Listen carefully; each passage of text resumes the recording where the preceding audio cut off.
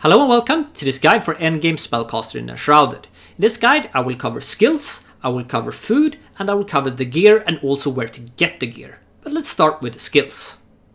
Starting in the survivor tree, there is some stuff I feel are really useful. Endurance is always good, at least when you can get them cheap for 1 point each, because stamina is always good to have.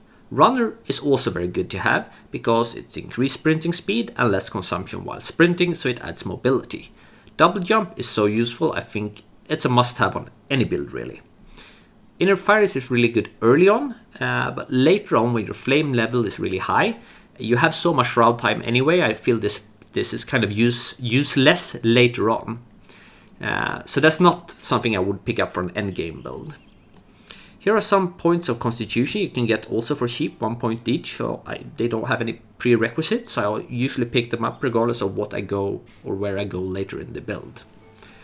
In the Battlemage tree, we want to pick up everything. The only kind of useless for us point here is the spirit over here and arcane deflection that I feel doesn't really add much for the build.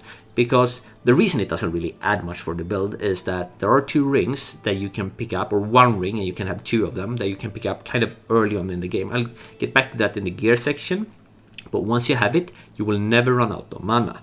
So anything that kind of gives you mana is pretty useless to have. This might probably or will probably be nerfed at some point, and then of course this will be a different story. The rest though is intelligence or different ways or different bonuses to your damage, so everything here should be picked up. Blink is really useful, extremely useful to have a better dodge, and especially the emergency blink where you can, if you're stunned, you can blink out of that, and it's also really helpful. The blink attack though I feel offers very little, so I rather put those points in other places. In the healer tree, it's really just the intelligence we want, and the exalted in the end, that's also more intelligence, because healing I feel is not that useful, even though water aura, the healing aura, actually got nerfed. And the reason for that is that health potions are really potent, because there's no cooldown on them. You can pretty much spam health potions, and they're really easy and cheap to make. The reason I think water aura got nerfed is that if you're in a group, the aura stacks. So if you were a group of a bunch of players, you ended up pretty much unkillable. But for a solo player, it was so pre-nerf, and now after nerf, it's pretty useless. Actually, I think this with the health potions is something the developers should take a look at, because how good the health potions are means that stuff like healing aura, other healing magic, healing orbs, stuff like that is kind of offers very little utility, because you can use health potions instead. If they had a cooldown, this might be more useful. Moving over to the wizard and trickster tree, we don't really need, like I mentioned earlier, spirit, but we need to get into the tree somehow, so either this spirit or that spirit. And with the wizard tree, we want to pick up most of the things here. The reason for that is that these are all bonuses to different type of damage. Ice here, lightning here, pyromaniac here, and over here we got shroud damage. And you want to be able to deal different type of damage, because different mobs have different type of resistances. But you don't need all the types of damage, but maybe 3 different types of damage at least. I didn't pick up the shroud damage because I don't have a shroud wound. If I had, I might not take the lightning, for example. Over here is the radiant aura. I don't think it deals enough damage to really matter late game, so that's why I don't put points there. But all here, of course, is different bonuses to your damage, so you want to pick up everything here. Between the trickster and wizard tree, we got quick charge, reduces time stuff required to charge, so this is, of course, very useful, so that's something we want to pick up. Counter-strike is not really useful at all. Be Gone, I never really used, but we want to pick it anyway because we need terror, and because terror is really good, so that's something we want to pick up because it offers a possibility to stun the enemy. And also we pick up the intelligence on the way there. As you might have noticed by now, I have 15 points left over. This is if you unlocked most of the elixir wells, shroud roots and stuff like that, you will in the end have some points over. And that offers some flexibility, I think. You can go a few different ways with that. One way would be to go down the tank tree, get some extra survivability, physical armor bonus, some extra constitution, stuff like that. It doesn't take you all the way to thick skin, but it takes you to earth aura, which is pretty good, and there's some good stuff to pick up along the way. But I think it's more interesting to spend the points over here. Wanderlust is not that great, but it's not bad either. We have no use for good metabolism, since we don't have any skill that spawns health or mana stamina orbs.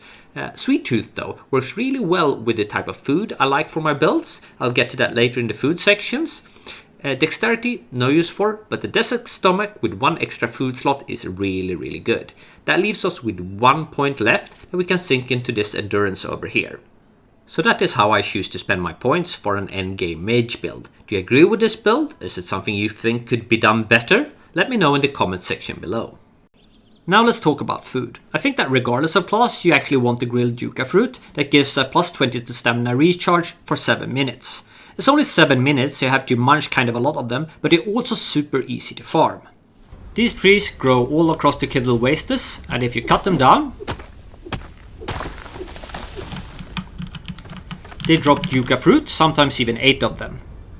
And if you grill them, and you can actually not use this one, you have to use the starting fireplace, you get grilled yucca fruit. As mentioned in the previous section, using the yucca fruit also synergizes extremely well with our build, since we get a lot of stamina regeneration from Sweet Tooth, since that will increase the already very high stamina regeneration from yucca fruit with 50%.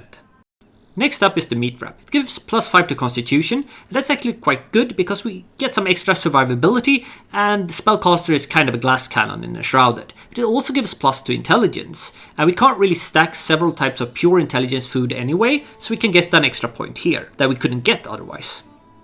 Another good thing with the meat wrap is that you actually don't need the farmer or the alchemist upgraded to the max, so despite being endgame worthy food, you can actually get it a bit earlier than that. I also use glow soup, plus 5 intelligence and shroud protection. But for this we need both the farmer upgraded to the max with the almanac of plants and seedlings, and also the alchemist to be upgraded to the max to make the spice needed to actually make this dish. Before getting spice, you might actually not want to use the mushroom omelette because eggs can be a real pain to farm. Instead you can just use grilled Azurusula.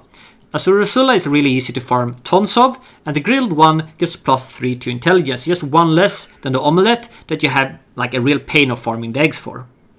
For the 4th slot, we can either go for pure endurance with a spice tea, or we can use the chamomile tea for a mix of endurance and health regen.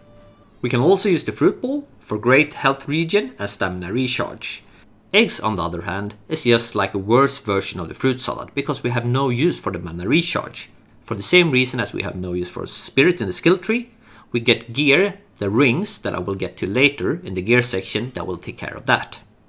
Last out is gear, and I will start with the ring I talked about earlier. This one can actually stack Ring of Rapacity, so you can have 2 of them, and once you got them you will never run out of mana, and that's the reason for not putting any spirit or not more spirit than you need in the skill tree. You find the ring in Willow Crush. You fly here from the Realwood Ancient Spire.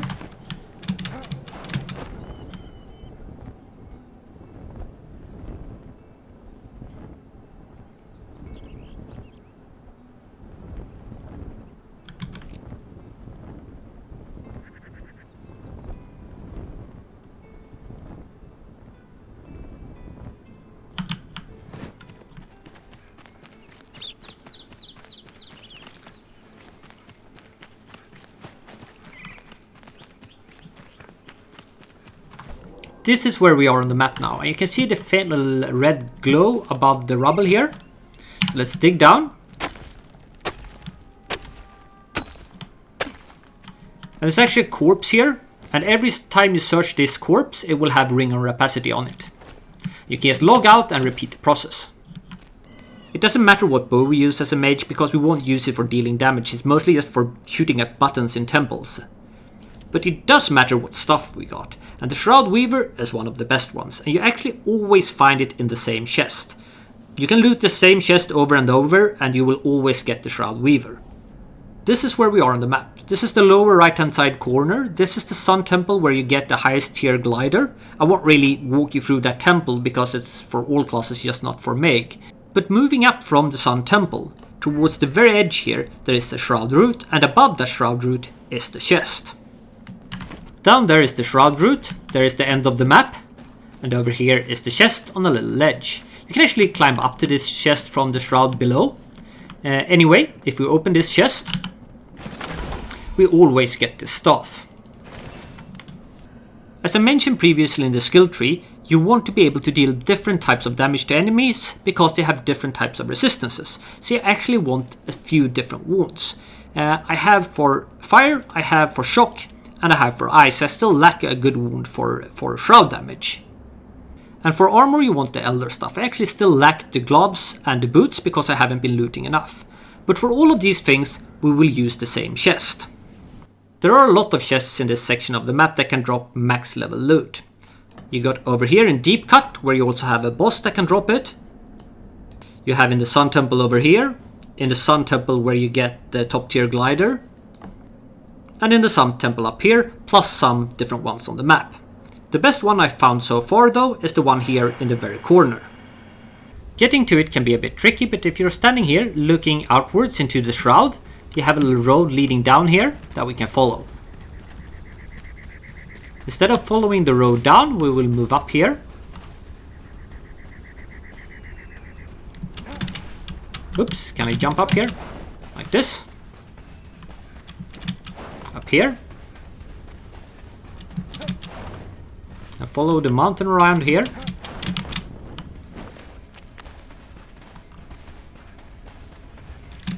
Up here. Taking a bit of parkouring this. Up here. And down there you can see the chest location.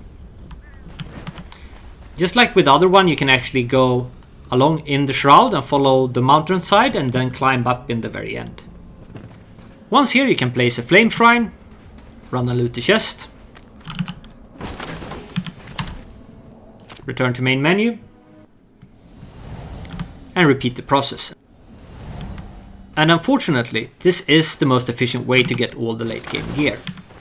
This mechanic is actually something I wish the developers would take a look at, because farming the same chest over and over being the way you can get your end game gear is not particularly interesting or engaging in my opinion. Let me know what you think. Do you think there is better ways of doing this? Write in the comment section below. Also give a thumbs up if you liked the video. Maybe consider subscribing because I will be making a lot more videos about Enshrouded since I really like the game, especially the building aspect of it. Well, that was all for this video. Bye bye!